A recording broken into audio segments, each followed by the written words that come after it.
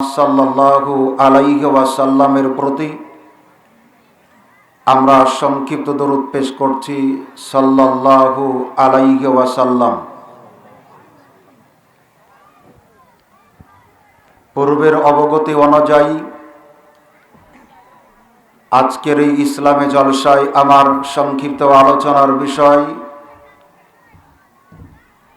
নারীদের অধঃপতন, কারণ ও প্রতিকার। যখন যেই সময় আমরা আজকের এই মাহফিলে আলোচনা শুনতে করতে এসেছি, সেই সময় নারীরা ভুলণ্ঠিত, তাদের ইজ্জত সম্ভ্রম রক্ষার ব্যাপারে অত্যন্ত আতঙ্কিত। অথচ তাদের নিরাপত্তার নাম করে নানামুখী পদক্ষেপ গ্রহণ করা হচ্ছে। এরপরেও তারা নিরাপদ নয়। এর নেপথ্যে কারণ, সেখান থেকে বাঁচার পথ আজকের সংক্ষিপ্ত আলোচনার বিষয়। আব্দুল্লাহ ইবনে আব্বাস রাদিয়াল্লাহু তাআলা আনহু বলেন, রাসূল সাল্লাল্লাহু আলাইহি ওয়াসাল্লাম একদা জনৈক ব্যক্তিকে উপদেশ দিতে গিয়ে বলেছিলেন,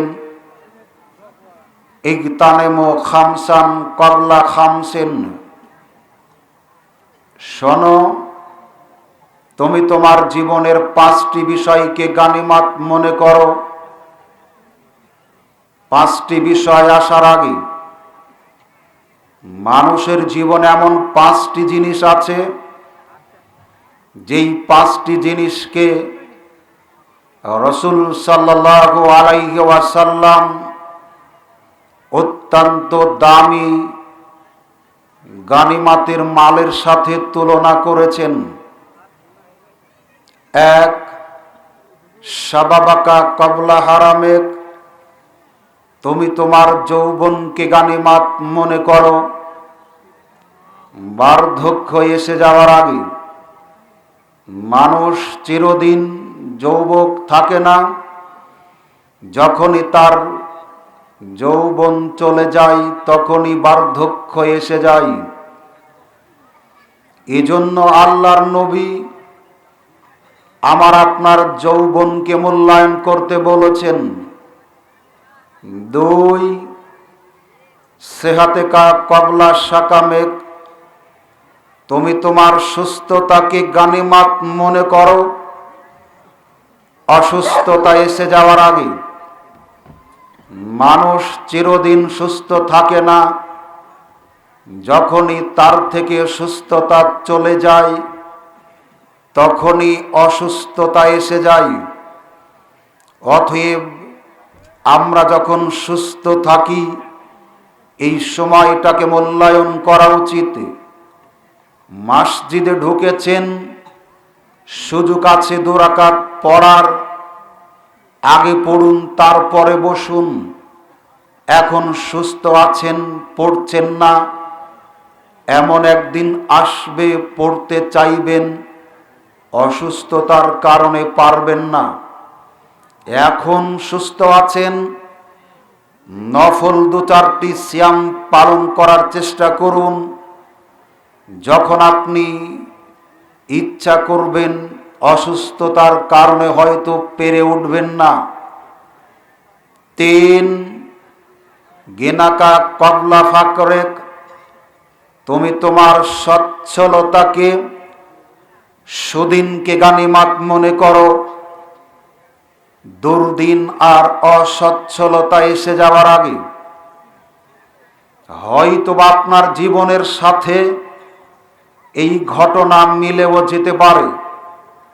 আপনি নিজে না খেয়ে যেই ছেলেকে খাইয়েছিলেন, নিজে ছেঁড়া জামা কাপড় পরেছিলেন, ছেলেকে নতুন জামা কাপড় কিনে দিয়েছিলেন, বহুদিন না খেয়ে থেকেছেন, ছেলে মেয়েকে বুঝতে দেননি, অনেক কষ্ট করে তাকে লেখাপড়া শিখিয়েছেন, ভালো একটা চাকুরি হবে, টাকা লাগবে অনেক, আপনার সামর্থ্য নেই, জীবনের সঞ্চিত সম্পদ দিয়ে 5 কাঠা জমি কিনে রেখেছিলেন, ছেলের ভবিষ্যৎ ভালোর জন্য 5 কাঠা জমি বিক্রি করে দিয়ে একটা চাকরি পাইয়ে দিলেন।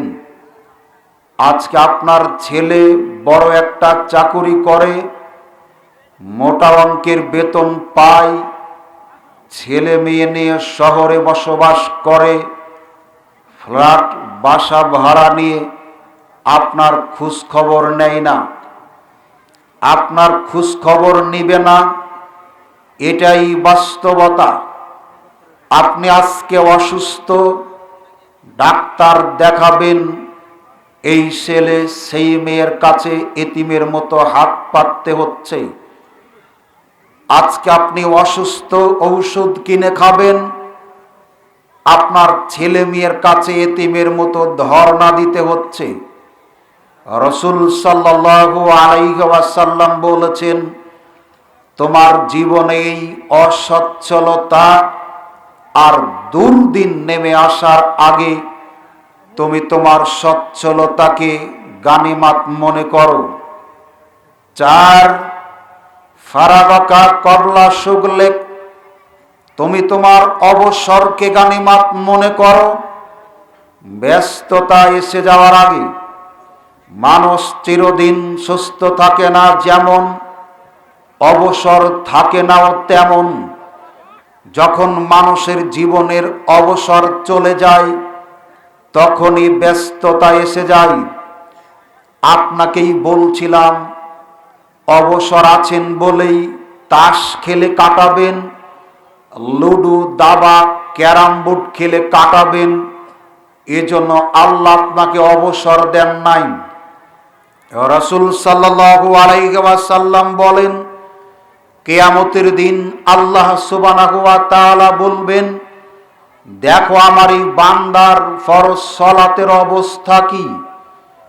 ফরজ সালাত নামাজে যদি ভুল ত্রুটি থাকে, ত্রুটি বিচ্যুতি থাকে, কমতি থাকে, ঘাটতি থাকে, আল্লাহ সুবহানাহু ওয়া তাআলা বলবেন, দেখো আমার এই বান্দার নফল কোন সালাত আছে কিনা। নফল সালাত মানে ওযু করার পরের 2 রাকাত সালাত, যাকে আমরা তাহিয়াতুল ওযু বলি। নফল সালাত মানে মসজিদে ঢুকেছেন, বসার আগে 2 রাকাত সালাত। আমার আপনার এই নফল সালাতগুলি যদি থাকে, আল্লাহ সুবহানাহু ওয়া তাআলা বলবেন, এই নফল সালাতগুলি দিয়ে তার ফজর, জোহর, আসর, মাগরিব, এশা, জুমা, এই ফরজ সালাতগুলিতে যে ত্রুটি বিচ্যুতি আছে, ঘাটতি আছে, কমতি আছে, এই ঘাটতি কমতিগুলি পূরণ করে দাও। রাসূল সাল্লাল্লাহু আলাইহি ওয়াসাল্লাম বলেছেন, কিয়ামতের দিন আল্লাহ সুবহানাহু ওয়া তাআলা বলবেন, দেখো আমার এই বান্দার ফরজ সিয়ামের কি অবস্থা। রমজান মাসের সিয়াম ও রোজা ফরজ, যদি এখানে ত্রুটি বিচ্যুতি থেকে যায়, কমতি ঘাটতি থেকে যায়, আল্লাহ সুবহানাহু ওয়া তাআলা বলবেন, দেখো আমার এই বান্দার নফল সিয়াম আছে কিনা। নফল সিয়াম মানে সপ্তাহে 2 দিন, সোমবার বৃহস্পতিবারের দিন সিয়াম। নফল সিয়াম মানে প্রত্যেক আরবি মাসের 13, 14, 15 তারিখের সিয়াম। নফল সিয়াম মানে আশুরার 2টি সিয়াম। নফল সিয়াম মানে আরাফার সিয়াম। নফল সিয়াম মানে শাওয়াল মাসের 6টি সিয়াম। আমার আপনার এই সিয়ামগুলি যদি করা থাকে, আল্লাহ সুবহানাহু ওয়া তাআলা বলবেন, এই নফল সিয়ামগুলি দিয়ে রমজানের ঘাটতিগুলি পূরণ করে দাও। অবসর আল্লাহ সুবহানাহু ওয়া তাআলা আমাকে আপনাকে দিয়েছেন ফরজের ঘাটতি পূরণ করার জন্য ইবাদত বন্দেগী করতে। আবু হুরায়রা রাদিয়াল্লাহু তাআলা আনহু বলেন, রাসূল সাল্লাল্লাহু আলাইহি ওয়াসাল্লাম বলেছেন, কালেমাতানে খাফিফাতানে আলাল লিসান সাকিলাতানে ফিল মিজান হাবিবাতানে ইলার রহমান। দুটি বাক্য রয়েছে, বলা খুব সহজ, নেকির পাল্লাতে ভারী, রবের নিকট অত্যন্ত প্রিয়। রাসূল সাল্লাল্লাহু আলাইহি ওয়াসাল্লাম বলেন, দুটি বাক্য রয়েছে, বলা খুব সহজ, নেকির পাল্লাতে ভারী, রবের কাছে অতীব প্রিয়। বাক্য দুটি হলো সুবহানাল্লাহি ওয়া বিহামদিহি সুবহানাল্লাহিল আযীম। রাসূল সাল্লাল্লাহু আলাইহি ওয়াসাল্লাম বলেছেন, যে বা যারা নারী পুরুষ ছোট বড় দিনে 100 বার যে ব্যক্তি এই তাসবিহ পাঠ করবে, তার আমলনামায় 1000 নেকি লেখা হবে। যেই সময় বসে আপনি তাস খেলাতে ব্যস্ত ছিলেন, এই সময় এই তাসবিহটা 100 কেন 1000 বার পড়া সম্ভব। রাসূল সাল্লাল্লাহু আলাইহি ওয়াসাল্লাম বলেছেন, সুবহানাল্লাহিল আযীম ওয়া বিহামদিহি। নারী পুরুষ ছোট বড় যে যারা এই তাসবিহটা দিনে রাতে যে যতবার পাঠ করবে, জান্নাতের ভিতরে তার জন্য ততটা খেজুরের গাছ লাগানো হবে। তার মানে সুবহানাল্লাহিল আযীম ওয়া বিহামদিহি, এই তাসবিহ নারী পুরুষ ছোট বড় যে যতবার পাঠ করবে, জান্নাতের ততটা খেজুর গাছের মালিক সে হবে। যেই সময় আপনি লুডুতে ব্যস্ত ছিলেন, স্টলে বসে গীবত পরনিন্দাতে লিপ্ত ছিলেন, সেই সময় এই তাসবিহটা 1000 বার পাঠ করা সম্ভব। রাসূল সাল্লাল্লাহু আলাইহি ওয়াসাল্লাম বলেছেন, জান্নাতের ভিতরে অনেক কিছুর ভান্ডার আছে। আছে দুধের ভান্ডার, আছে ফলমূলের ভান্ডার, আছে মধুর ভান্ডার, আছে শরাবের ভান্ডার। দিনে রাতে নারী পুরুষ যে যতবার লা হাওলা ওয়ালা কুওয়াতা ইল্লা বিল্লাহ, লা হাওলা ওয়ালা কুওয়াতা ইল্লা বিল্লাহ, এই তাসবিহ যে যতবার পাঠ করবে, জান্নাতের ততটা ভান্ডার সে লাভ করবে। আপনাকে অনুরোধ করতে এসেছি, আপনি আপনার অবসর সময়টা এই তাসবিহ তাহলিল করে কাটিয়ে দেওয়ার চেষ্টা করুন। তাসের আড্ডাতে আর নয়, লুডু দাবা ক্যারামের আড্ডাতে আর নয়।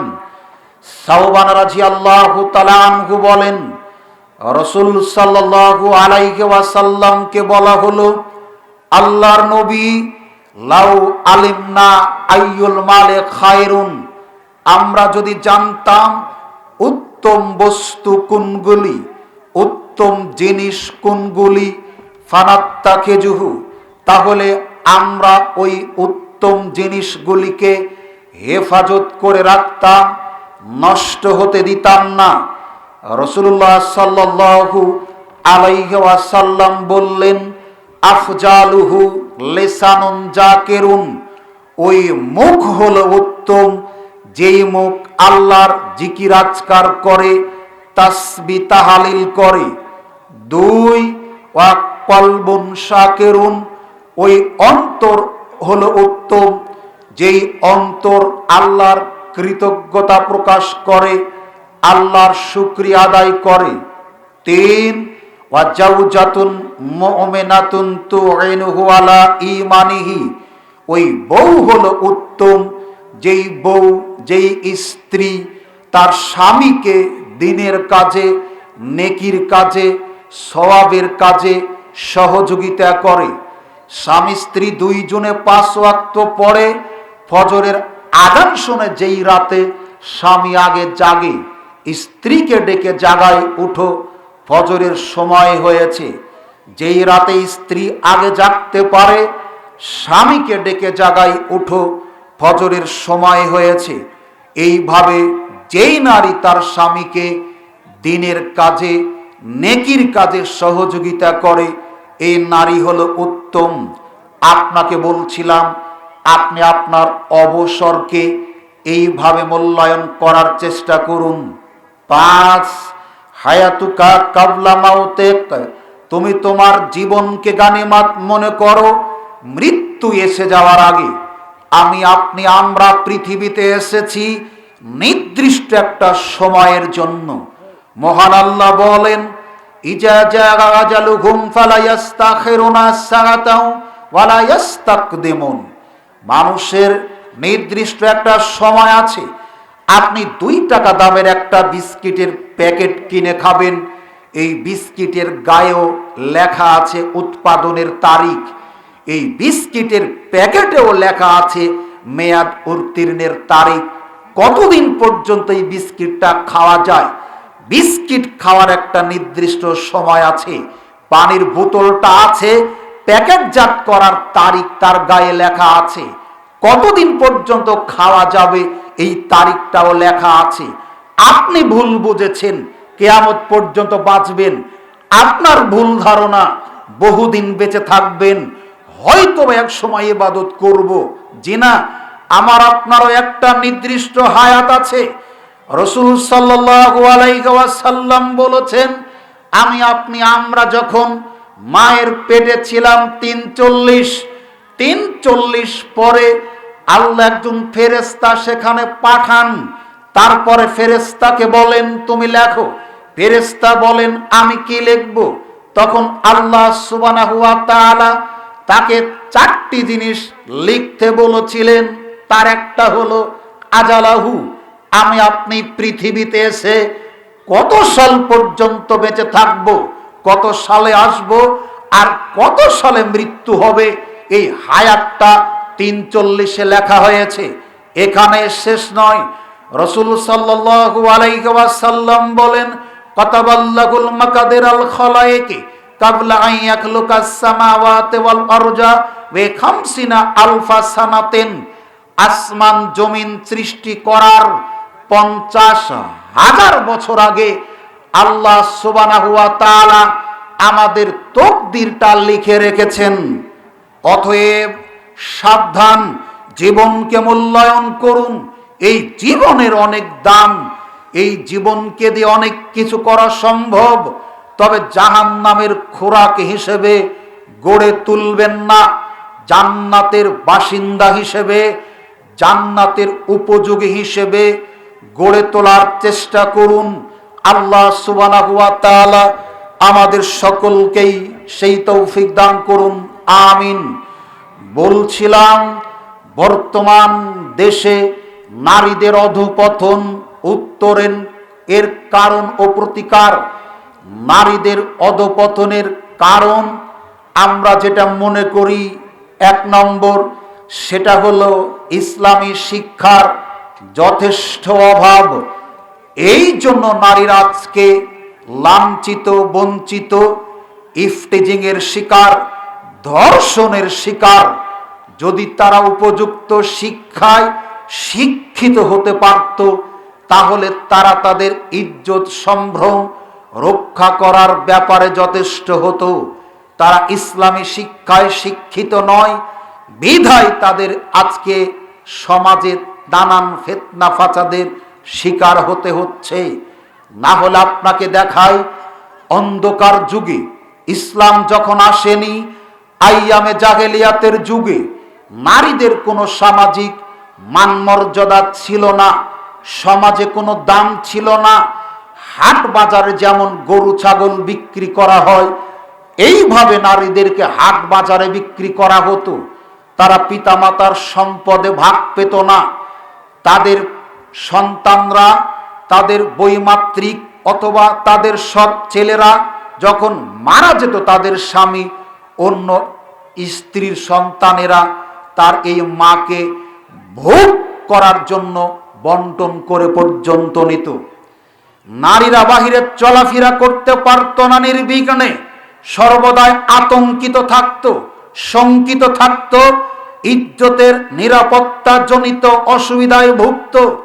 যখন ইসলাম নামক একটা জীবন ব্যবস্থা আসলো, ইসলাম বুঝার কারণে আল্লাহ সুবহানাহু ওয়া তাআলা তাদের উপরে এতটাই রহম করলেন, যেই সমাজের ধূর্তবাজরা, যেই সমাজের জেনাকারীরা, যাদের জন্য সমাজের নারীরা রাস্তাঘাটে নির্বিঘ্নে চলতে পারত না, এই বখাটেরা, এই ধর্ষকেরাই ইসলাম বুঝার কারণে নারীদের ইজ্জত রক্ষার পাহারাদার নিযুক্ত হলো।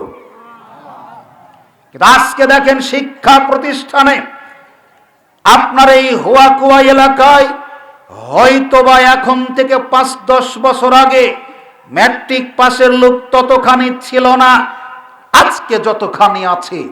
এখন থেকে 5-10 বছর আগে আলেম ফাজিল কামেল পাশের অত লোক ছিল না, আজকে যতখানি আছে। কিন্তু বুকে হাত দিয়ে বলুন, তখনই মানুষ যতখানি নিরাপদ ছিল, এখন তার চাইতে মানুষ হাজারো বেশি অনিরাপদে আছে। তাহলে আর কারণ কি? কারণ যদি আপনাকে দেখায়, তখনকার দিনে আমার আপনার মা চাচিরা যারা পিতৃতুল্য মুরব্বী আছেন, আমার মা, আমার চাচি, আমার দাদি, আমার খালা, আমার ফুফু সন্ধ্যার আগে এক বাড়ি ছাড়া আর এক বাড়িতে যায়নি। তখনও যখন গেছে, পরনের কাপড় গেট দিয়ে বোরকা বানিয়ে গায়ে দিয়ে এক বাড়ি থেকে আর এক বাড়িতে গেছে। আজকে দেখেন স্কুল কলেজে জাতির শ্রেষ্ঠ মানুষ শিক্ষকরা, যার জন্য আল্লাহ দোয়া করেছেন, যাদেরকে শ্রেষ্ঠ বলেছেন পৃথিবীর মানুষদের মধ্যে, এই শিক্ষকের জন্য আসমানের ফেরেশতা, জমিনের বাসিন্দা, গর্তের পিপিলিকা, সমুদ্রের মাছ পর্যন্ত দোয়া করে। অথচ সেই শিক্ষকেরা কমলবতী ছেলে মেয়েদের শিক্ষা দিচ্ছে গুড টাচ আর ব্যাড টাচ কোনটা। আমরা জাতিকে বোঝাতে সক্ষম হইনি। বুকে হাত দিয়ে বলুন, একটা অপরিচিত ছেলে, একটা যুবতী অপরিচিত মেয়ের গায়ে হাত দিবে, গুড টাচ হলেই কি জায়েজ হবে? না, বোঝাতে পারেনি। একটা যুবক ছেলে একটা যুবতী মেয়ের গায়ে হাত দিবে, যতই ভালো করে হাত দিক, এটা কি হালাল হবে? কিন্তু শিক্ষকরা বোঝাচ্ছেন, দেখো এভাবে হাত দিলে মনে করবে এটা ভালো আচরণ, আর এইভাবে হাত দিলে মনে করবে অন্য কোনো উদ্দেশ্য আছে। এই যদি হয় শিক্ষা ব্যবস্থার অবস্থা, তাহলে এই নারীরা ইজ্জত রক্ষার সুরক্ষা পাবে কোথায়?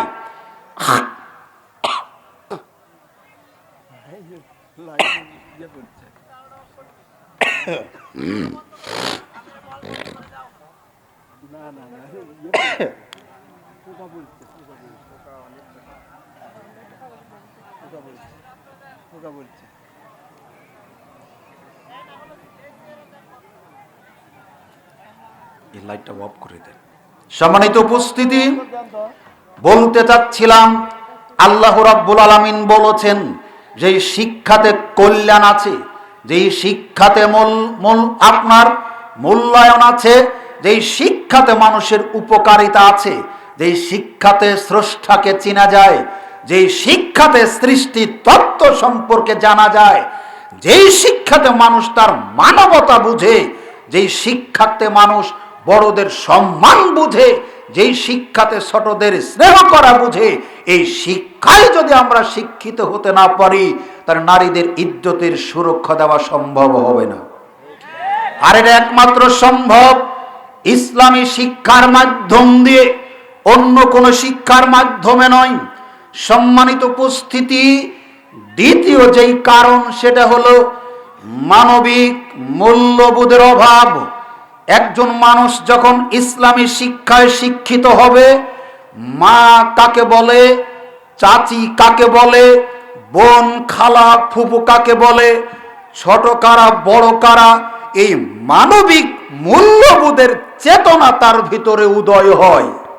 আর যদি ইসলামী শিক্ষায় শিক্ষিত না হয়, তাহলে কোশ্চিন কালেও আসে না। এজন্য রাসূলুল্লাহ সাল্লাল্লাহু আলাইহি ওয়াসাল্লাম বলেছেন, যারা বড়দের সম্মান করে না আর ছোটদের স্নেহ করে না তারা আমার উম্মতের অন্তর্ভুক্ত নয়। নবীর উম্মত হতে গেলে বড়দের সম্মান যেমন করতে হবে, একইভাবে ছোটদের স্নেহ করতে হবে। যারা বড়দের সম্মান করে না, ছোটদের স্নেহ করে না, রাসূল সাল্লাল্লাহু আলাইহি ওয়াসাল্লাম বলেছেন তারা আমার উম্মতের অন্তর্ভুক্ত নয়। রাসূলুল্লাহ সাল্লাল্লাহু আলাইহি ওয়াসাল্লাম বলছেন, যে ব্যক্তি আমার কাছে ওই ব্যক্তি অধিক প্রিয়, ওই ব্যক্তি সবচাইতে প্রিয়, অধিক প্রিয় যার চরিত্র ভালো। চরিত্র ভালো যার, আমার কাছে সে প্রিয়। রাসূল সাল্লাল্লাহু আলাইহি ওয়াসাল্লাম বলছেন, কিয়ামতের দিন মিজানের পাল্লাকে সবচেয়ে ভারী করে দিবে যেই জিনিস, মিজানের পাল্লাকে সবচাইতে ভারী করে দিবে যে আমল, রাসূল সাল্লাল্লাহু আলাইহি সাল্লাম বলছেন সেটা হলো উত্তম চরিত্র। উত্তম চরিত্র মিজানের পাল্লাকে ভারী করে দেয়।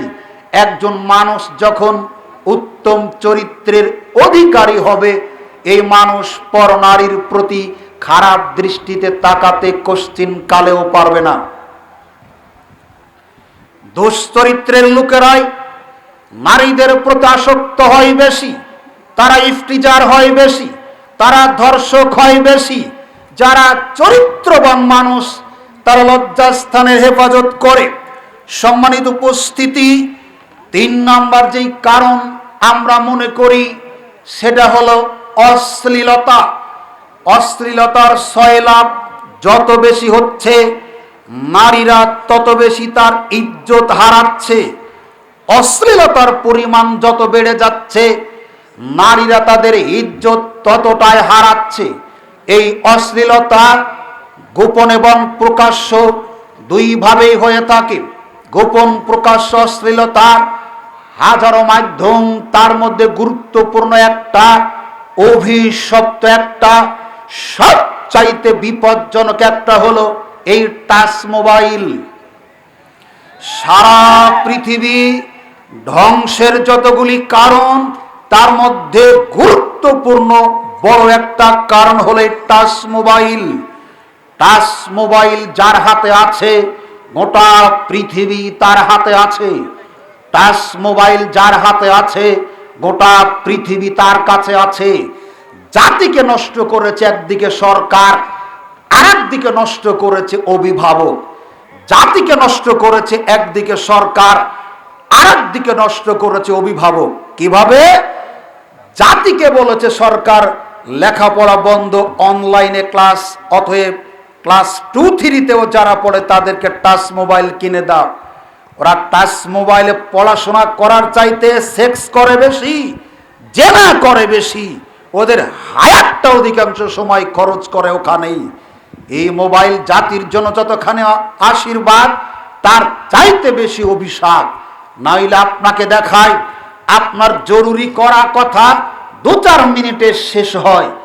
রাস্তা দিয়ে যাচ্ছেন, ধুলাবালি নাকে ঢুকছে, এজন্য নাকে রুমাল দিয়ে আছেন, অথচ এই রাস্তার পাশেই টাচ মোবাইল কানে ধরে ঘন্টার পর ঘন্টা কাটাচ্ছে। বলেন তো এটা কি দরকারি কথা? কথা বলুন, এটা কি প্রয়োজনীয় কথা? অবশ্যই নয়। এমনি করে ছেলেটা তার জীবন যৌবন সবকিছুকে নষ্ট করে ফেলে দিচ্ছে। আপনাকে বলি, অনেক পরিবার এই মোবাইলের কারণে ধ্বংস হচ্ছে। অনেক মায়ের সোনার সংসার এই মোবাইলের কারণে তছনছ হয়ে গেছে। অনেক বোনের সোনার সংসার এই মোবাইলের কারণে ভেঙ্গে খান খান হয়ে গেছে। আপনাকে বলছিলাম, এই সমস্ত ফেসবুক, ইউটিউব, আপনার ইমো, মেসেঞ্জার, এগুলোর অশ্লীলতা থেকে আপনি নিজে বাঁচুন, আহাল পরিবারকে বাঁচান। সম্মানিত উপস্থিতি, অশ্লীলতায় ভরে গেছে পুরা সমাজটা। এখান থেকে উত্তরণের একটাই পথ, সেটা হলো গোপন প্রকাশ্য যাবতীয় অশ্লীলতাকে পরিহার করা।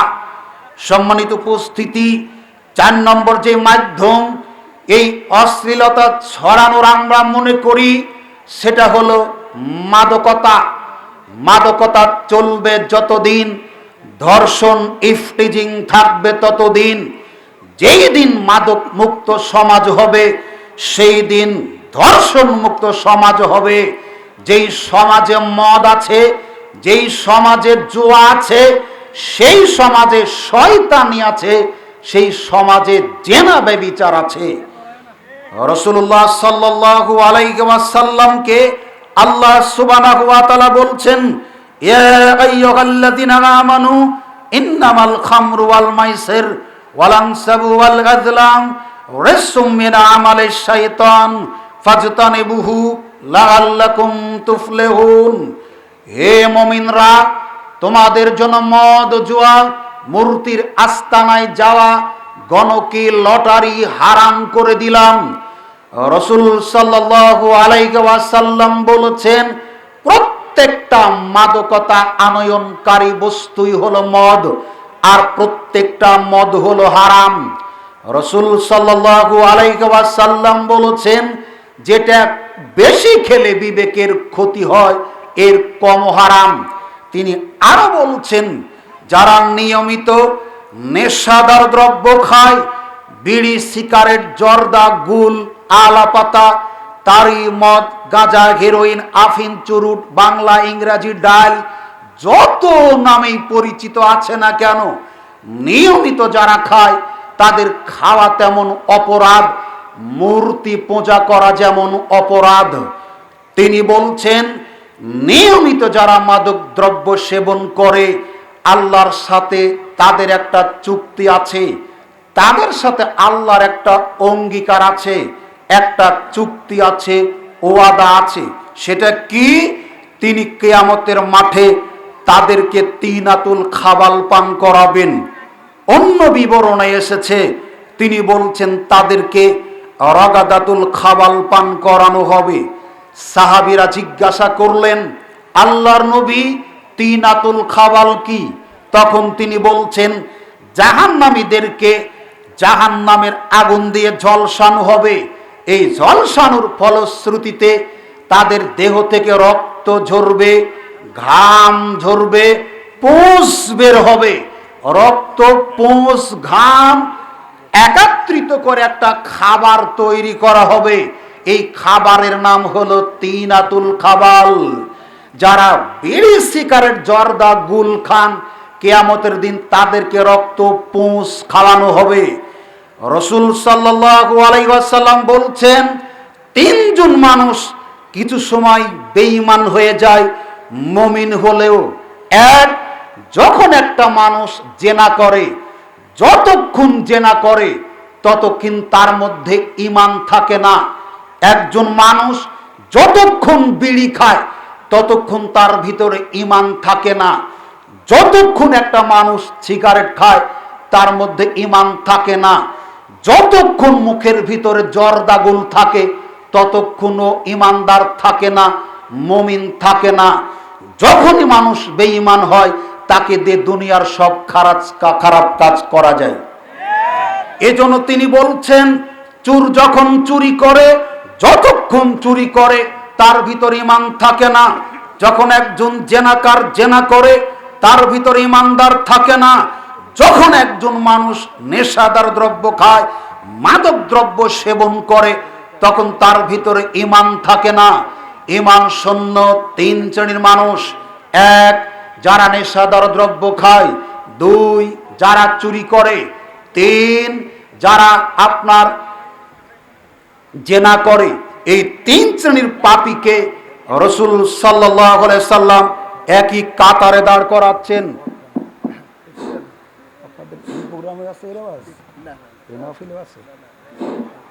আসসালামু আলাইকুম। আমাদের প্রধান অতিথি সাহেব আমাদের মঞ্চে আসন গ্রহণ করতেছে, আমরা তাকে স্বাগত জানাবো। প্রধান অতিথির আগমন, শুভেচ্ছায় স্বাগতম। প্রধান অতিথির আগমন, শুভেচ্ছায় স্বাগতম। প্রধান অতিথির আগমন, শুভেচ্ছায় স্বাগতম। প্রধান অতিথির আগমন, শুভেচ্ছায় স্বাগতম। আমি প্রধান অতিথি মহোদয়কে তার আসন গ্রহণ করার জন্য সবিনয় অনুরোধ করতেছি।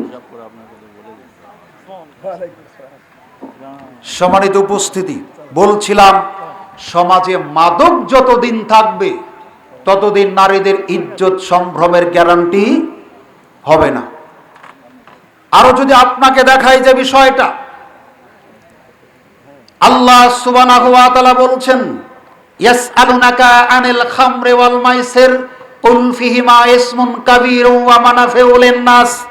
হে রাসূল, জনগণ যদি আপনাকে জিজ্ঞাসা করে, আপনার কাছে জানতে চায় মদ আর জুয়া সম্পর্কে, আপনি বলুন এটা কাবিরা গুনাহ, তবে মানুষের জন্য এর ভিতরে কিছু উপকারও আছে। কথা বুঝেননি? তবে উপকার যতখানি তার চাইতে ক্ষতির পরিমাণ বেশি। এখন আপনি বলছেন মদ জুয়াতে মানুষের উপকার কি?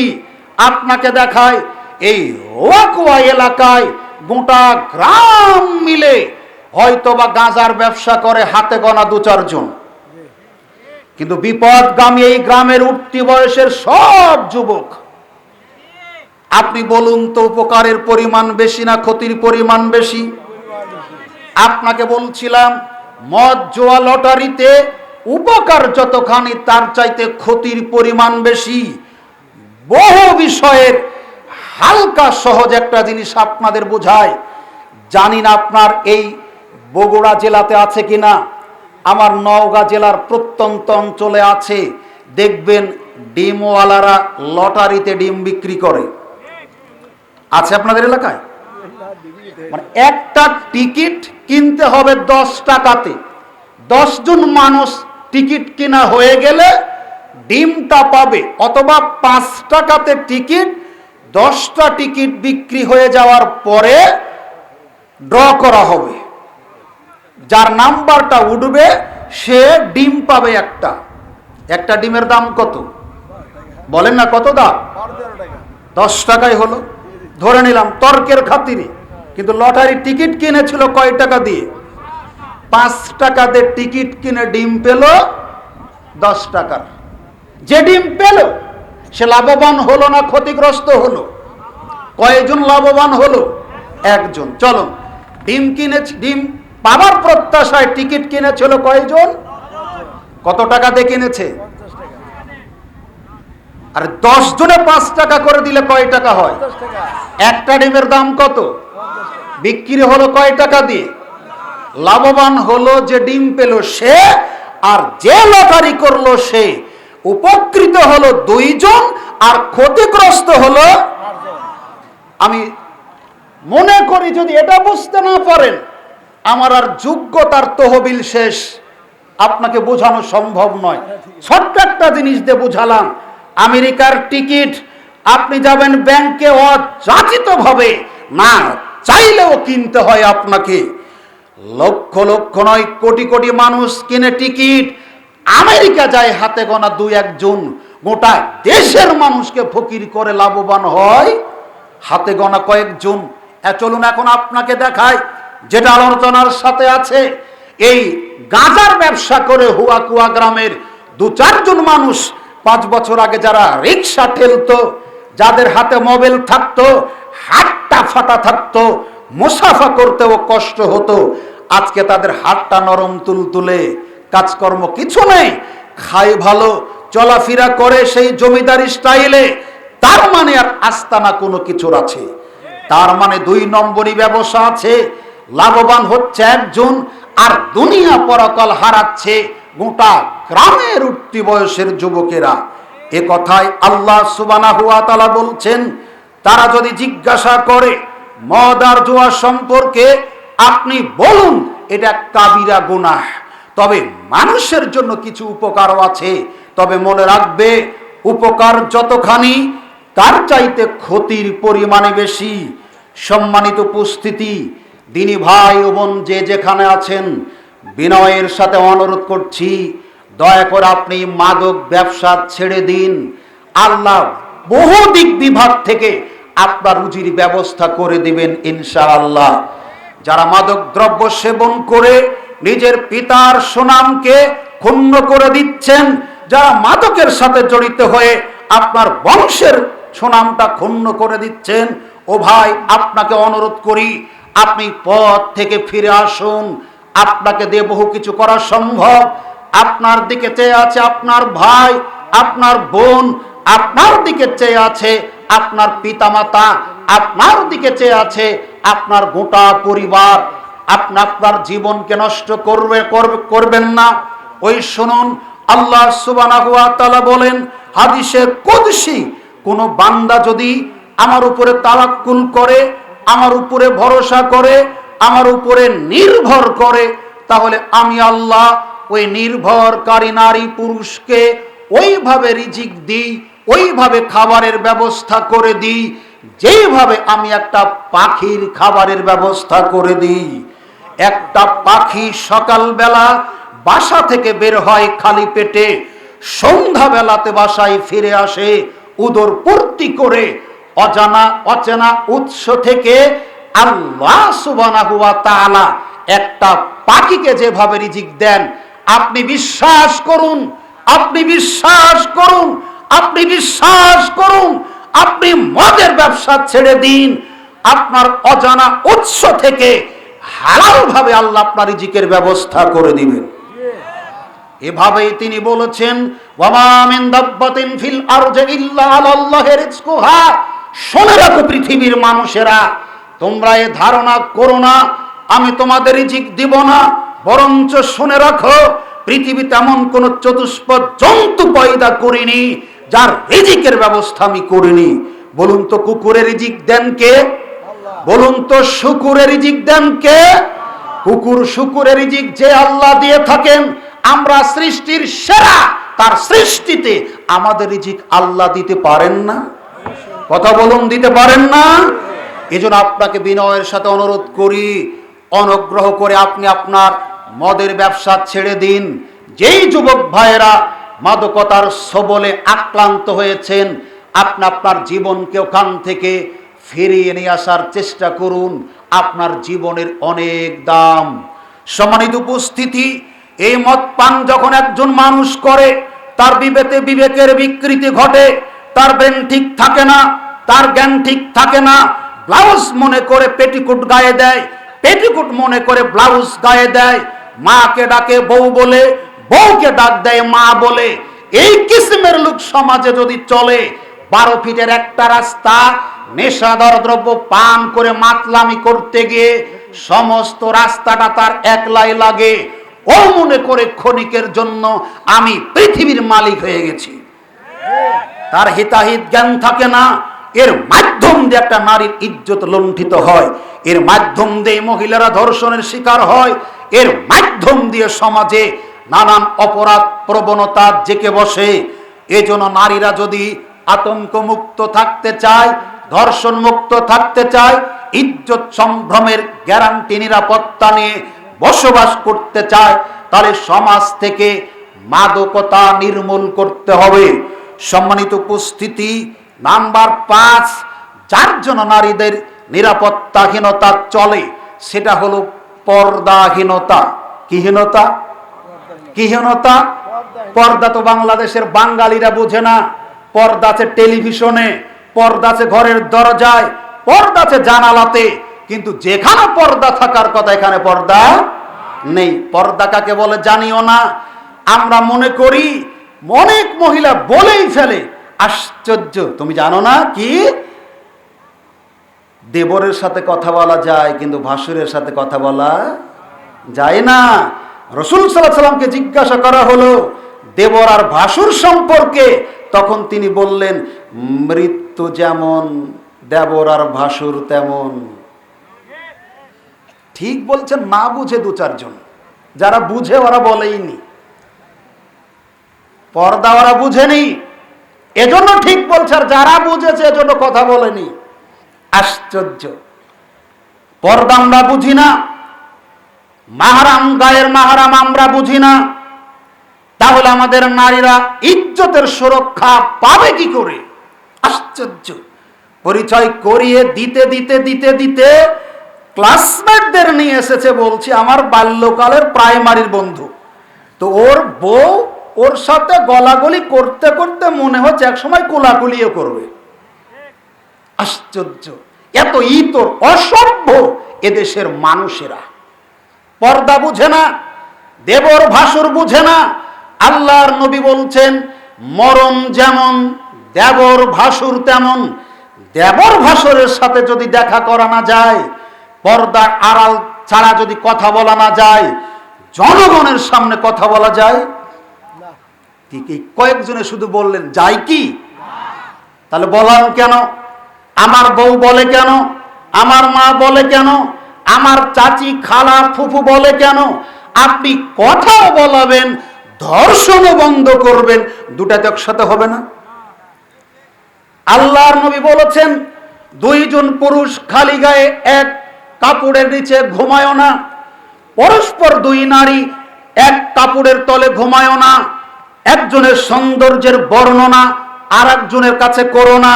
কেন? বাড়িতে গিয়ে এই নারী তার স্বামীর কাছে তোমার রূপের বর্ণনা দিবে, আর ওর স্বামী তখন অন্তর থেকে তোমাকে কামনা করবে। এটা হাদিস। আল্লাহর নবী মসজিদে নববীতে ছিলেন। সাফিয়া বিনতে হুয়াই রাদিয়াল্লাহু তাআলা আনহা তার সাথে সাক্ষাৎ করার জন্য আসলেন। প্রয়োজনীয় কথাবার্তার স্বার্থে রাত হলো। তিনি তাকে এগিয়ে দেওয়ার জন্য সাথে সাথে রাস্তাতে হাঁটছেন। আনসারী দুইজন সাহাবী এটা দেখে ফেললেন। আল্লাহর নবী তখন তাদেরকে ডাকলেন, ডেকে বললেন, সাহাবীরা শোনো, আমার সাথে এই মহিলা আমার স্ত্রী সাফিয়া, তোমরা যাতে কোনো সন্দেহ করতে না পারো এজন্য আমি পরিচয় করিয়ে দিচ্ছি। সাহাবীরা বলছেন, সুবহানাল্লাহ, আল্লাহর নবী আপনি বলেন কি? আমরা কি কখনো ধারণা করতে পারি যে আপনি অন্য কোনো মহিলার সাথে রাত্রিতে হাঁটছেন? তখন নবী বলছেন, শোনো, শয়তান মানুষের শরীরে শিরার ভিতরে, রগের ভিতরে রক্ত যেভাবে চলাচল করে, শয়তান ওইভাবে চলাচল করে। তবে আপনার মন, আপনার দিল, আপনার অন্তর আর অনেক বড়, নবীর চাইতেও বড়। আপনি খোলা মনের মানুষ, আপনি কাউকে নারাজ করতে চান না, আপনি কাউকে বেজার করতে চায় না। আপনার বউ দেবরের সাথেও মিলে, আপনার বউ ভাসুরের সাথেও মিলে। আপনার বউ ভোট চাইতে গিয়ে গোটা গ্রাম গ্রাম ঘুরে, ও যেন সরকারি বউ। লজ্জা আপনার কম, লজ্জা বিক্রি করে খেয়েছেন। না হলে নারীদের অবস্থা এমনটা হবে কেন? আপনাকে দেখায়, রাসূল সাল্লাল্লাহু আলাইহি ওয়াসাল্লামের স্ত্রী আম্মা জান আয়েশা রাদিয়াল্লাহু তাআলা আনহা বলছেন, ফজরের সালাত রাসূল সাল্লাল্লাহু আলাইহি ওয়াসাল্লামের পিছনে আদায় করতাম আমরা মুক্তাদি, নবীজি ইমাম। ফজরের সালাত আদায় করার পরে আমরা বড় চাদর, মোটা চাদর গায়ে দিয়ে বাড়িতে ফিরতাম, প্রাচীর ঘেঁষে, দেয়াল ঘেঁষে। কখনো কখনো আমাদের আঁচলটা, আমাদের ওড়নার কিনারাটা প্রাচীরের সাথে আটকে যেত, লেগে যেত। কথা বুঝেছেন? আয়েশা রাদিয়াল্লাহু তাআলা আনহা বলেন, আমি পিছন ফিরে টান দিয়ে ছুটাতাম চাদরের কিনারাটা। তখন দেখতে পেতাম আমার পিছনে অনেক মহিলা, কিন্তু চিনতে পারতাম না কোনটা রহিমা, কোনটা খাদিজা, কোনটা কারিমা। বলুন তো কেন চিনতেন না? বলেন বলেন। আজকের মাহফিলটা তো কিছুটা হলেও আলাদা, আলাদা না? আমরা কিছু শিখে যাব ইনশাআল্লাহ। বলেন না ইনশাআল্লাহ? আয়েশা পিছনে ফিরে চাদরের কিনারা টান দিয়ে ছোটাতেন প্রাচীর থেকে। মহিলা থাকতো পিছনে, চিনতেন না কেন? অন্ধকার থাকতো। ফজরের সালাতটা অন্ধকার আদায় করতেন। অন্ধকারের কারণে আয়েশা চিনতেন না অন্য নারীদের। দেখেন, জান্নাতি একজন মহিলা সালাত আদায় করতে যাচ্ছে মসজিদে, তাও বড় চাদর পরে, মোটা চাদর পরে। আর আমার বউ, আপনার বউ মসজিদে তো যায় না, মার্কেট করে খোলা গায়ে, খালি মাথায়। ধর্ষণও হবে না, কে হবে? আশ্চর্য। আপনি এভাবে বেলাল্লাপনা করে ছেড়েও দিবেন, ধর্ষণকেও ঠেকাবেন। আপনি যদি বলেন একটা মানিকের কলা, কি বলেন আপনার? মানিকের কলা বুঝেন না? বিশাল ভালো কলা, 10-15 টাকা দাম হবে, কিন্তু সাল ছিলে সাজিয়ে রেখেছেন, আর মাছিকে বলছেন, এই মাছি শোন, তুই যদি শিলা কলাতে বসিস তোকে ক্রস ফায়ার করে মারা হবে।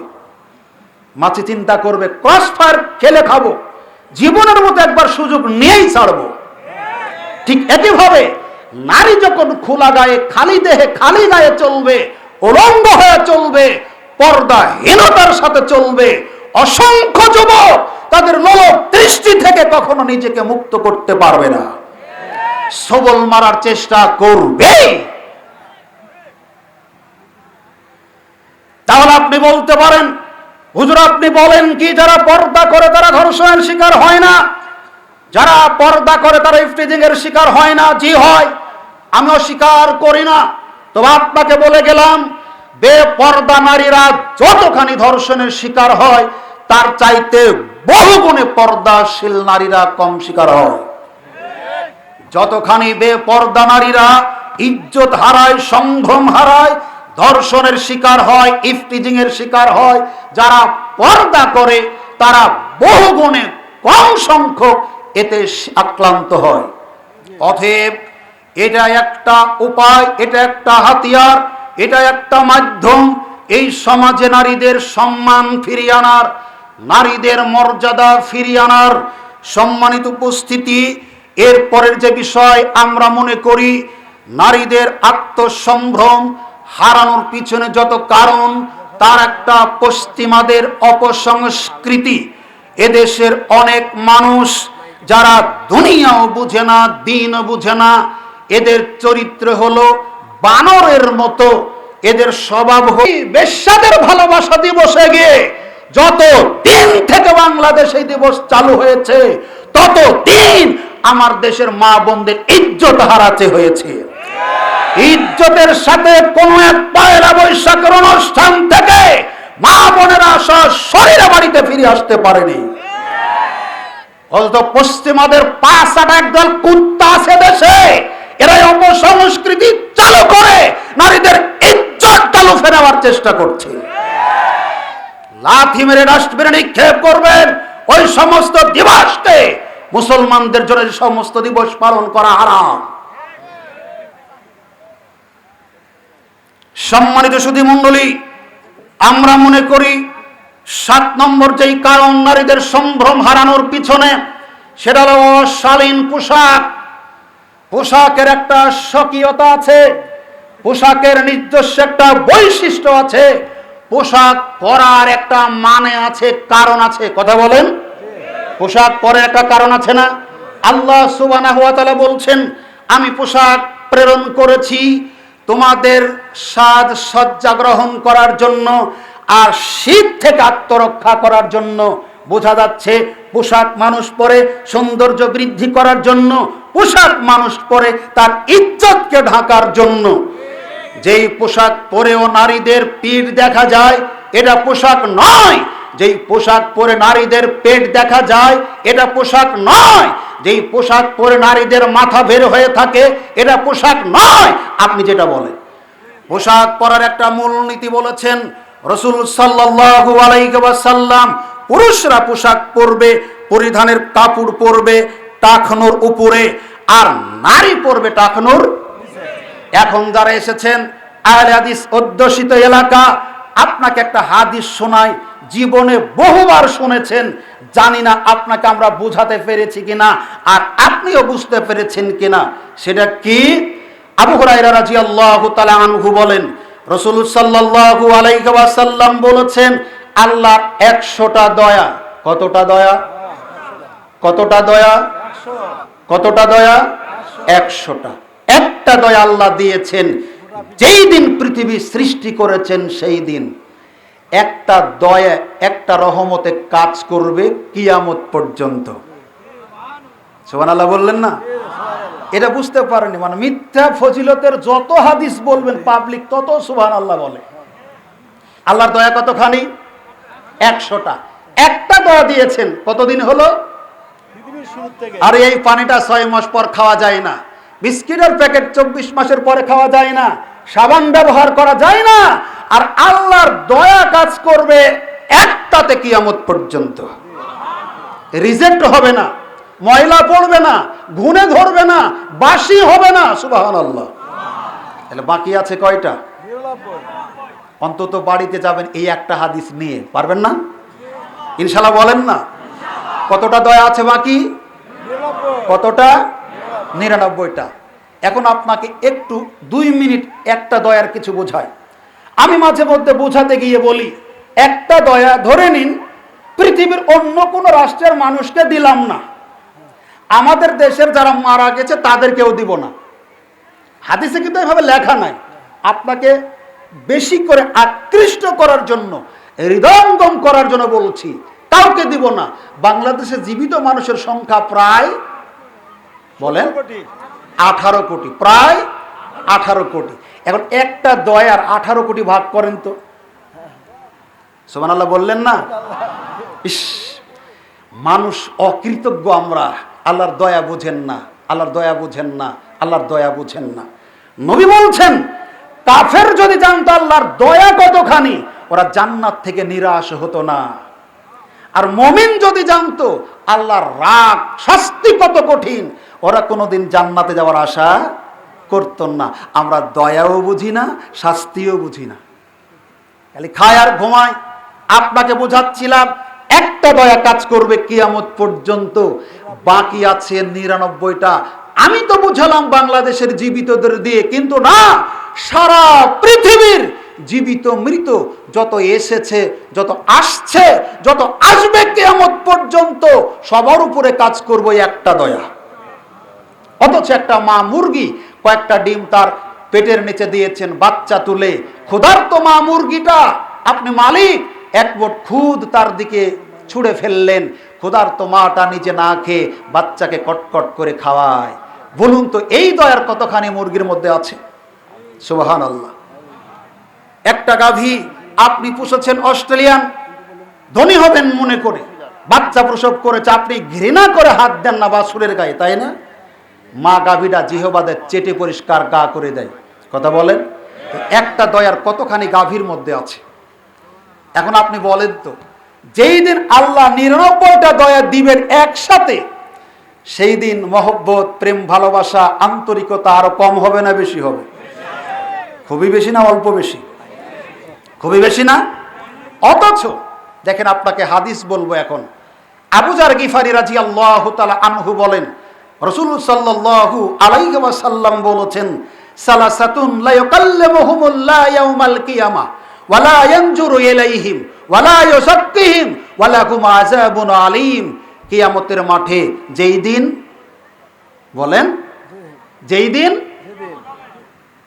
99 দয়া থাকবে, কিয়ামতের দিন যেই দিন 99 দয়া থাকবে, সেই দিন আল্লাহ 3 শ্রেণীর মানুষের সাথে কথা বলবেন না।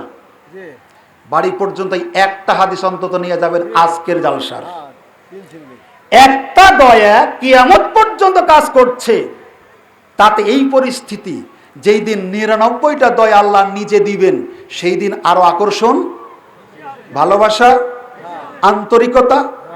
অথচ সেই দিন তিনি 3 শ্রেণীর মানুষের সাথে কথা বলবেন না। তাহলে তারা খুব ভালো মানুষ, তাই না? খুব ভালো মানুষ না? দেখেন তো আমরা এখানে এরকম কেউ আছি কিনা। তিনি এটা বলছেন, আল্লাহ তাদের সাথে কথা বলবেন না। তারপরে বলছেন, ওয়ালা ইয়ানজুরু ইলাইহিম, তাদের দিকে দয়ার দৃষ্টিতে তাকাবেন না। ওয়ালা ইউযাক্কিহিম, তাদের পাপ তো থাকবেই, তাদের পাপ আল্লাহ ক্ষমা করবেন না। কয়টা হলো? তাদের সাথে কথা বলবেন না, তাদের দিকে দয়ার দৃষ্টিতে তাকাবেন না, তাদের পাপ ক্ষমা করবেন না। ওয়ালাকুম আযাবুন আলীম, তাদের জন্য থাকবে যন্ত্রণাদায়ক শাস্তি। এখনো নাম হয়নি, কিন্তু 4টা কথা বললেন। কথা বলবেন না, দয়ার দৃষ্টিতে তাকাবেন না, পাপ ক্ষমা করবেন না, জাহান্নামে নিক্ষেপ করবেন। 1, আল মুসবিলু, পুরুষরা যারা প্যান্ট, পাজামা, লুঙ্গি, ট্রাউজার টাকনোর নিচ পর্যন্ত পরে। আপনাকে ঠিক বলতেই হবে না, এটা ওহী। আমরা হুজুগে বক্তব্য দিই না, লেখাপড়া করে মঞ্চে উঠি। আপনাকে অনুরোধ করতে এসেছি, মানবেন। এজন্য আপনার বিশ্বাসই নাই যে টাকনুর নিচে কাপড় গেলে আপনার পাপ হয়, এটা আপনি বিশ্বাসই করেন না। বিশ্বাস করেন না? যখন বলছেন বিশ্বাস করি, তখন আপনার প্যান্টটা ভাজানো। যখন বলছেন বিশ্বাস করি, তখন প্যান্টটা একবারে মাটি ছেঁচড়িয়ে যাচ্ছে। আপনি মিথ্যা কথা বলছেন যে আমি ভয় করি আল্লাহকে। জি না, 99 দয়া যেই দিন সেই দিন কাজ করবে না। বলে গেলাম আপনাকে, প্যান্ট ভাজিয়ে রাখা নয়, প্যান্ট কেটে খাটো করতে হবে টাকনোর উপরে। আপনাকে বলছিলাম অশালীন পোশাকের ব্যাপারে বলতে গিয়ে, এরপরে তিনি বলছেন মান্নানো, দান করে যারা খোঁটা দেয়। 3, কসম করে যারা পণ্য সামগ্রী ক্রয় বিক্রয় করে। এই 3 শ্রেণী মানুষ আল্লাহর জান্নাতে যাবে না। আপনাকে বলছিলাম পুরুষরা পোশাক পরবে টাকনোর উপরে, আর নারী পরবে টাকনোর নিচে। আজকে দেখেন পুরোটাই উল্টা। পুরুষ পরে টাকনোর নিচে, আর নারী পরে টাকনোর উপরে। শুনুন, রাসূল সাল্লাল্লাহু আলাইহি সাল্লাম বলেছেন, ওই পুরুষ আল্লাহর জান্নাতে যাবে না যেই পুরুষ নারীর বেশ ধারণ করে। ওই নারী আল্লাহর জান্নাতে যাবে না যেই নারী পুরুষের বেশ ধারণ করে। টাকনোর উপর যেই নারী পোশাক পরে, এরা পুরুষের বেশ ধারণ করে, এরা আল্লাহর জান্নাতে যাবে না। যেই নারী টাকনোর উপরে পোশাক পরে, এরা পুরুষের বেশ ধারণ করে, এরা আল্লাহর জান্নাতে যাবে না। যেই পুরুষ টাকনোর নিচে পোশাক পরে, এরা নারীর বেশ ধারণ করে, এরা আল্লাহর জান্নাতে যাবে না। আপনাকে বলছিলাম পোশাক পরে মানুষ, পোশাক পরে নারীরা দুষ্টদের থেকে নিজেকে হেফাজতের জন্য। কথা বলেন, লুচ্চা, সন্ডা, গুন্ডা, ইফতিজার, ধর্ষক, তারা যাতে আমার দিকে না তাকায় এজন্য আমি পর্দা করব, তাই না বাবা? কিন্তু আজকের পোশাকের কারণে নারীরা ধর্ষিতা হচ্ছে।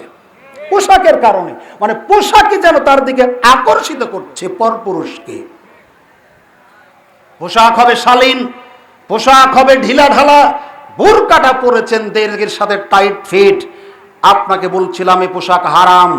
পোশাকের এত কালার কেন? পোশাকের এত রং বেরঙের কাপড় কেন? আপনি নিজে তো পর পুরুষের সাথে আকৃষ্ট হতে চাচ্ছেন, পুরুষরা আপনার দিকে আকৃষ্ট হচ্ছে, এরপর আপনি মামলা কেন করছেন ধর্ষিতা হওয়ার কারণে? আপনাকে বলছিলাম অশালীন পোশাক পরিবর্তন করুন, চেঞ্জ করুন। যেই পোশাক পরলে পিঠ পেট ঢাকে, যেই পোশাক পরলে ইজ্জত ঢাকে, এমন পোশাক পরুন। আপনাকে বলে যায় একটা গাভীর দেহ অনেক বড়, ছোট্ট একটা চিকন লেজ, এটা দিয়ে গাভী তার ইজ্জত ঢেকে রাখে। একটা কুকুর, শুকুর পর্যন্ত তার লেজ দিয়ে লজ্জাস্থান ঢেকে রাখে। বলুন তো কুকুর বড় না লেজ বড়? আপনার এলাকার কুকুর বড় না লেজ বড়? শুকুর বড় না লেজ বড়? এখন বলেন আপনার এই এলাকার শাড়িগুলি বড় না নারীদের দেহ বড়? একজন শাড়ি 3.5 হাত, আর একটা শাড়ি হলো 13 হাত। তাও শাড়ি পরার পরে noun, pronoun, adjective, verb, adverb, preposition, interjection সব বের হয়ে আছে। এ নারীর লক্ষণ ভালো নয়। এ নারী জাহান্নামী নারী। এ নারী দুনিয়া পরকাল ধ্বংসকারী নারী। এ নারীকে বাঁচান, দেশ জাতিকে বাঁচান। আপনাকে বলছিলাম অশালীন পোশাক যতদিন চেঞ্জ না হবে ততদিন সমাজ থেকে ধর্ষণ, ইফটিজিং উঠবে না। আপনাকে বলছিলাম 8 নম্বর যেই কারণ, অধিক সাজসজ্জা গ্রহণ করা। ইসলামে সাজসজ্জা গ্রহণ করা জায়েজ, সাজুগুজু করা হালাল। তবে আপনাকে বলছিলাম যত সাজুগুজু করবেন, আপনি বিবাহিতা স্ত্রী, আপনি আপনার স্বামীর জন্য করবেন। এই সাজুগুজু যেভাবেই হোক না কেন, আপনি পোশাক পরে হোক, চাই উলঙ্গ হয়ে হোক, সেটা কোনো অসুবিধা নেই। একজন স্ত্রী তার স্বামীর জন্য যেমন খুশি তেমন সাজবে, কিন্তু আপনি যখন ঘরের বাহিরে বের হবেন তখন আপনার পোশাকটা আলাদা হবে, মনে রাখবেন। আপনাকে বলছিলাম রাসূল সাল্লাল্লাহু আলাইহি ওয়াসাল্লাম বলেছেন, যখন কোনো নারী রাস্তাতে চলে তুমি তার সঙ্গ দিও না, দিলে তোমার তৃতীয় জন হবে মিস্টার ইবলিস। শোনো, যেই নারীর স্বামী নেই ওর ঘরে তুমি যেও না। যেই নারীর স্বামী বিদেশে আছে ওর কাছে তুমি যেও না, গেলেই তুমি বিপদে পড়বে। অতএব বিপদ থেকে বাঁচার, তাদের সংস্পর্শ থেকে দূরে থাকা। আপনাকে বলছিলাম, সাজসজ্জা গ্রহণ করে নারীরা যখন বাহিরে বের হবে, তখন অন্য পুরুষেরা তার প্রতি আকৃষ্ট হবে, তখনই সে ধর্ষণের শিকার হবে, তখনই সে ইফটিজিং এর শিকার হবে। অতএব আপনাকে অনুরোধ করি, অধিক সাজসজ্জা পরিহার করে বাহিরে বের হওয়া থেকে বিরত থাকুন, না হলে নারীদেরকে বাঁচানো সম্ভব হবে না। সম্মানিত উপস্থিতি, আমরা মনে করি 9 নম্বর যে মাধ্যম সমাজে এই অবক্ষয় চলার পিছনে, সেটা হলো কৃপণতা এবং অপচয়। কি বললাম? কৃপণতা বুঝেন? কৃপণতা এবং অপচয়। আল্লাহ সুবহানাহু ওয়া তাআলা সূরা ফুরকানের মধ্যে বলেন, মুমিনদের বৈশিষ্ট্য হলো খরচের ক্ষেত্রে ওরা কৃপণতা করবে না, অপচয় করবে না, তারা করবে এই দুইটার মাঝখানের মিতব্যয়িতার পথ অবলম্বন। কিভাবে? এই সমাজে অনেক মানুষ আছে, অনেক গল্প করে, চাটুকার, স্টলে বসলে তার গল্পের তুপে আপনি কিছু বলতেই পারেন না। আছেন এরকম লোক? ও বলে আমার এত টাকা পয়সা, এত বাড়ি গাড়ি, এত বাগান, এত পুকুর, এত টাকা বেতন, একটাই ছেলেকে খাবে। ছেলে পড়ে রাজশাহী বিশ্ববিদ্যালয়ে অথবা ঢাকা বিশ্ববিদ্যালয়ে, মাসে লাগে 20,000, ও পাঠায় 30,000। এর নাম কি? বলেন, এর নাম কি? অপচয়। 20,000 টাকা ওই ছেলেটা বৈধ পথে খরচ করে, আর 10,000 টাকা খরচ করে কিভাবে? আপনাকে দেখায়। আপনি এলাকার সম্মানিত মানুষ, আপনি এলাকার গুরুজন মানুষ, 10টা মানুষ আপনাকে সম্মান করে, আপনি এশা পড়ে ঘুমোতে যাচ্ছেন, মনে করছেন দেশের পরিস্থিতিটা কি, খবরটা একটু দেখি তারপরে ঘুমায়। টেলিভিশন অন করতেই দেখছেন যে ছেলের কাছে 30,000 টাকা পাঠান প্রতি মাসে, ওই ছেলে ফেনসিডিলের বোতল নিয়ে র্যাবের হাতে ধরা খেয়েছে। তার ছবি দিচ্ছেন পার্কে ঘুরতে গিয়ে কোন নারীর সাথে ধরা খেয়েছে। কেন? আপনি যে টাকাটা পাঠান অতিরিক্ত 10,000, এই টাকাটা অপচয় করতে গিয়ে আপনার ছেলের অবস্থা এই হয়েছে। আপনার ছেলেকে মাদক সেবক বানিয়েছেন আপনি, আপনার ছেলেকে জুয়াখুর বানিয়েছেন আপনি, আপনার ছেলেকে নারী লিপ্সু করেছেন আপনি, আপনার ছেলের দুনিয়া পরকাল নষ্ট করেছেন আপনি। অতএব খরচের ক্ষেত্রে অপচয় করবেন না। 2, কৃপণতা করবেন না। সমাজে ঠিক এই শ্রেণীর উল্টা আরেকটা লোক আছে, অনেক টাকা পয়সা আছে, কিন্তু ছেলে মেয়ে স্ত্রীর হাতে কোনোদিন 5 টাকা দিতে চায় না। এরকম লোক আছে না? আমার কথা না, আল্লাহর কথা আমি বলছি। সূরা ফুরকানের ভিতরে আল্লাহ সুবহানাহু ওয়া তাআলা এভাবেই বলেছেন। আপনাকে বলি, আপনি যদি আপনার ছেলেকে হাত খরচ না দেন, আপনি যদি আপনার মেয়েকে হাত খরচ না দেন, আপনি যদি আপনার স্ত্রীর হাত খরচ না দেন, তাহলে আপনার ছেলে মেয়ের দুনিয়া পরকাল নষ্ট হবে। কিভাবে? আপনাকে একটু দেখায়। আপনার ছেলে স্কুল কলেজে যায়, প্রত্যেক দিন তার বন্ধুরা তাকে কিছু না কিছু খাওয়ায়, আপনার ছেলেরও মন চায় বন্ধুদের কিছু খাওয়াতে, মন চায় না? আপনি এতটাই কৃপণ, কোনোদিন ছেলের হাতে 10টা টাকা দিতে চান না।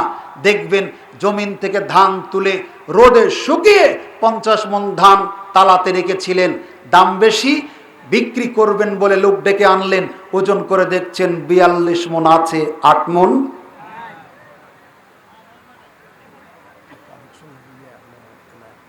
কিভাবে কিভাবে রুমাল ঢোকাবে? কখন? আমি কি 1.5 ঘন্টা ব্যাক করে দেবো? 10:30 পর্যন্ত 10 মিনিট আগে রেডি করবো, আর 10 মিনিট পর রেডি করাবো। এগুলো লিখে দিবেন আগে। সম্মানিত উপস্থিতি, আপনাকে বলছিলাম 50 মণ ধান রেখেছিলেন, বিক্রি করার সময় পেলেন, কথা বলেন, পেলেন? 6 মাসে কি ইঁদুরে 8 মণ খেয়েছে? বলেন, কে খেয়েছে? কেন? আপনি হাত খরচ দেন নাই। তাই আপনার ছেলেকে চোর বানিয়েছেন আপনি, আপনার ছেলেকে, আপনার মেয়েকে চোর বানিয়েছেন আপনি, আপনার বউকে চোর বানিয়েছেন আপনি। আপনার কারণে আজকে তারা চুরি পেশাকে বেছে নিয়েছে। এটাই শুধু নয়, আপনার মেয়েকে যদি হাত খরচ না দেন, ওর সহপাঠীদের সাথে আলাপচারিতার এক পর্যায়ে দুঃখের কথাগুলি শেয়ার করবে, আর এই সুযোগে ওই ছেলেটা তার হাত খরচ দিয়ে ইজ্জত লুফে নেওয়ার চেষ্টা করবে। তাহাজ্জুদ পড়ে দোয়া করবেন, আল্লাহর কাছে ফিরানো সম্ভব হবে না।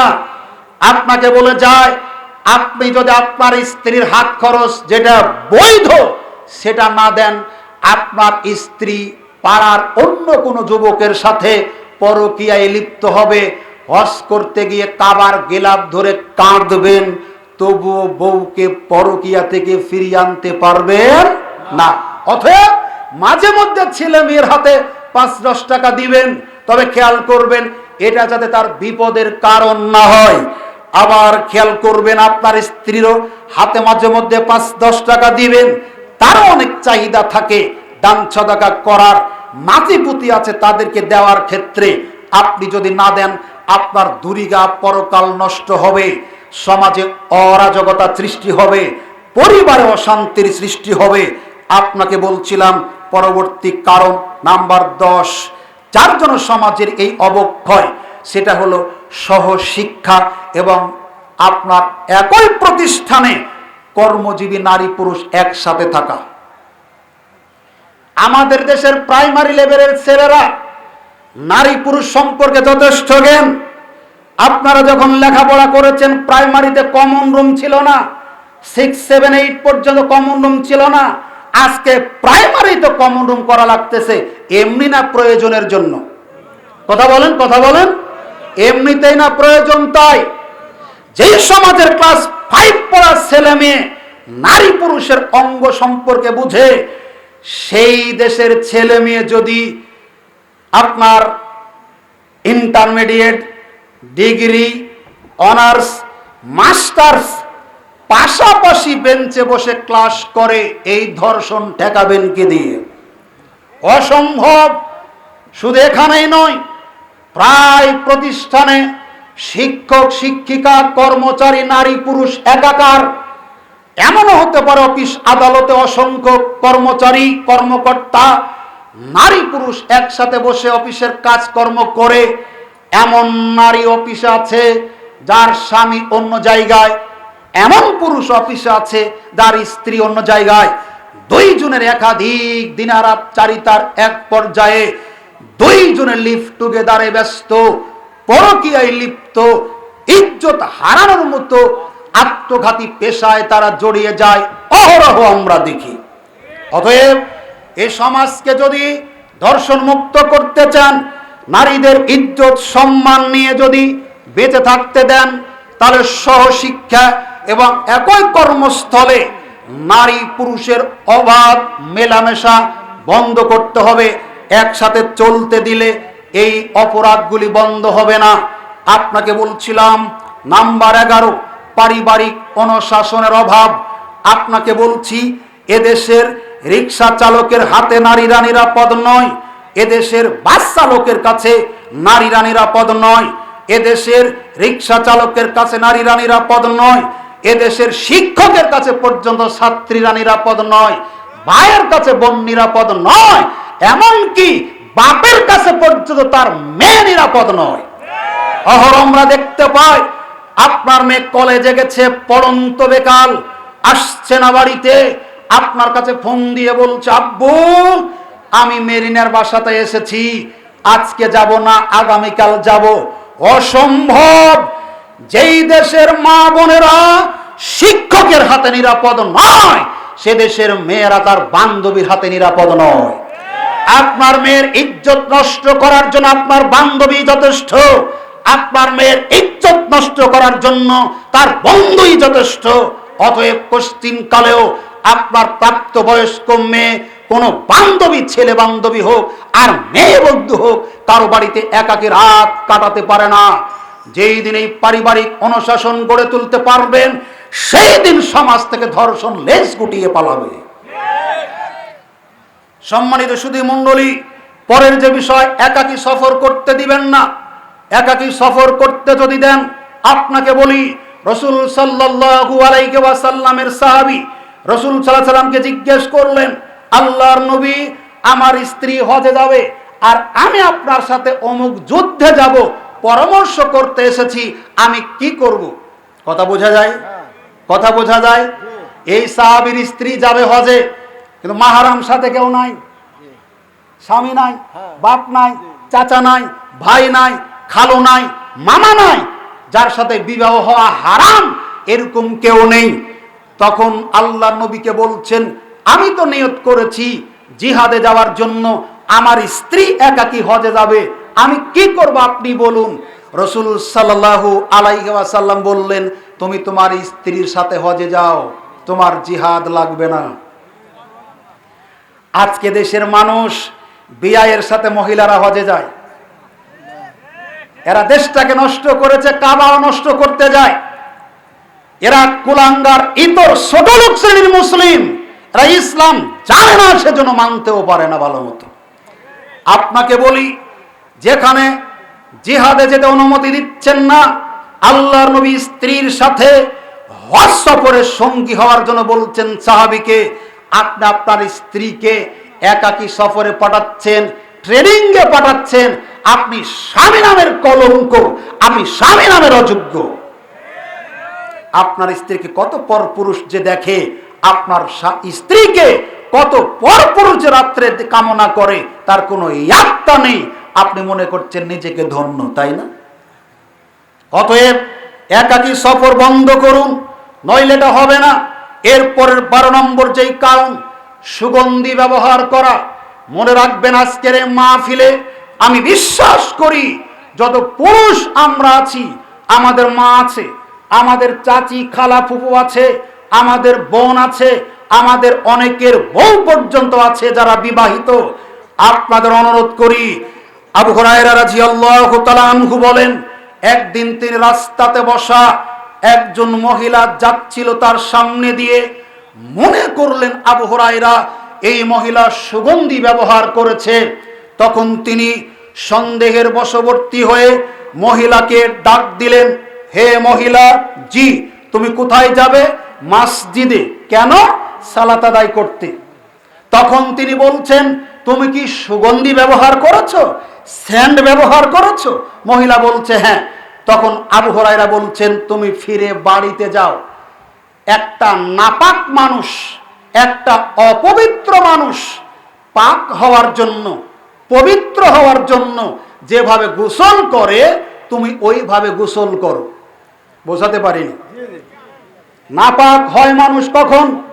নাপাকির গোসল ফরজ। পর পুরুষের সামনে দিয়ে যায়, বেশ্যাখানায় যারা দেহ ব্যবসা করে, ওই মহিলা তেমন সুগন্ধি ব্যবহার করে পরপুরুষের কাছে যেই মহিলা যায়, এই মহিলা তেমন। বোঝাতে পারিনি? কত মা বোন 5 ওয়াক্ত পড়ে, কত মা বোন তাহাজ্জুদ পড়ে, কত মা বোন হজ উমরা করে এসেছেন, কিন্তু বাহিরে যখন যান তখন স্যান্ড সারতে পারেন নি।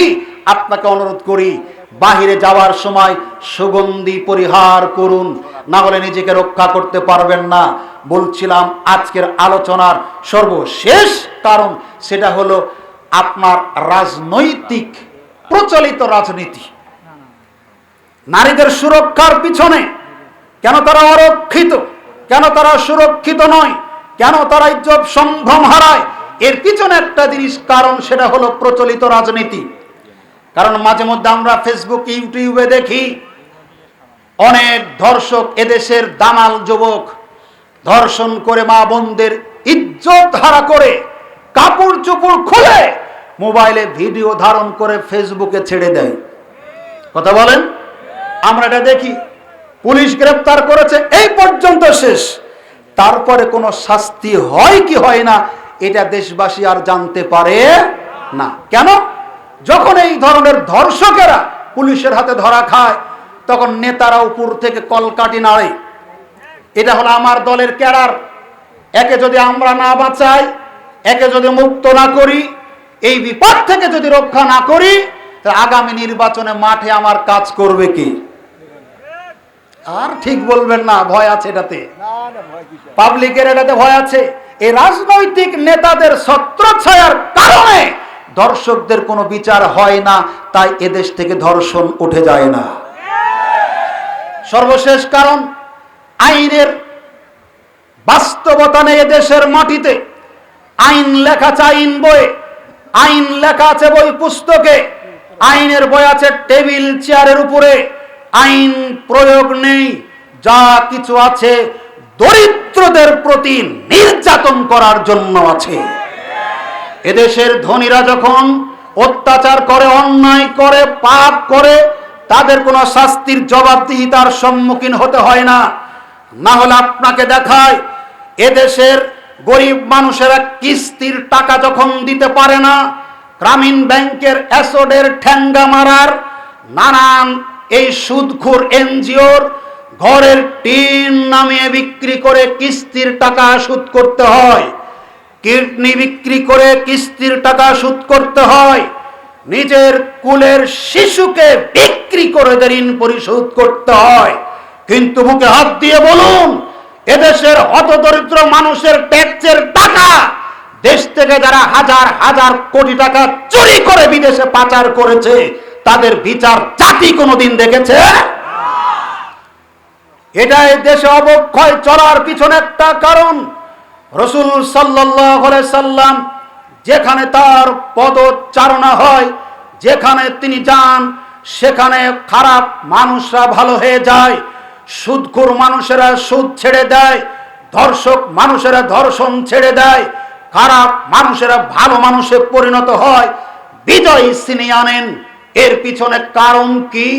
এই তথ্য সংগ্রহ করার জন্য তদানীন্তন সময়ের সারা পৃথিবীর শক্তিধর দুটি রাষ্ট্র রোম এবং পারস্যের সম্রাটেরা গুপ্তচর পাঠালো নবীজির সাহাবীদের গতিবিধি দেখার জন্য।